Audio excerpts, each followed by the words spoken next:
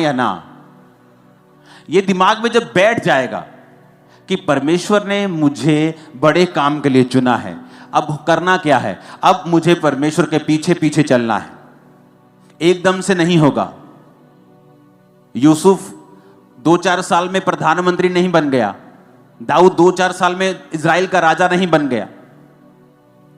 30 साल की उम्र में वो 12 गोत्रों में से एक यहूदा का गोत्र का राजा बना, और 37 साल की उम्र में वो इजराइल का राजा बना। और जब वो मसा किया गया था राजा होने के लिए, शायद वो 15 से 16 टीन एज के बीच में था वो।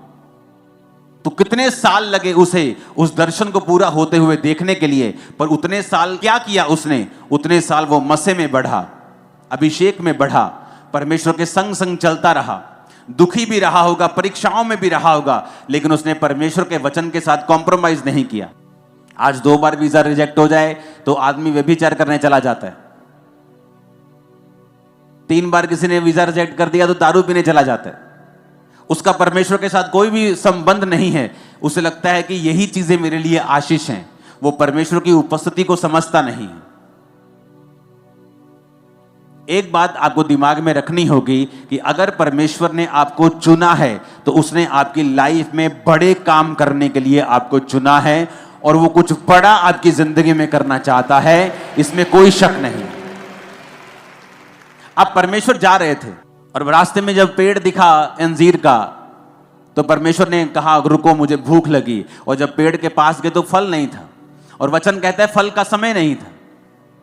फल का समय नहीं था तो परमेश्वर को बोलना चाहिए ठीक है, समय नहीं है।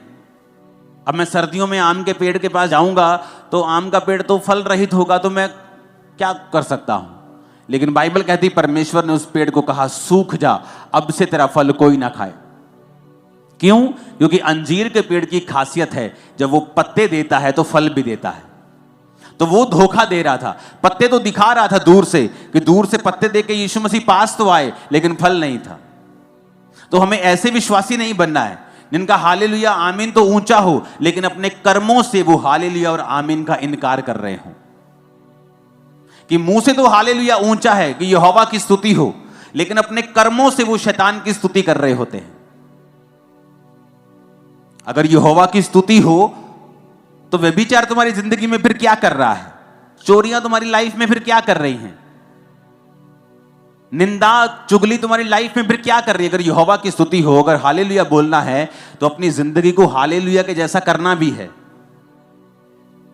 कि जब परमेश्वर तुम्हारा हालेलुया और आमीन देखे, तुम्हारी प्रार्थना को सुनकर तुम्हारे पास आए, तो उसे तुम फेक पेड़ की तरह ना दिखाई दो कि जिसके पत्ते तो हैं, जो ऊपर से अपने आप को धर्मी तो दिखा रहा है लेकिन अंदर से धर्मी नहीं है। हालेलुया।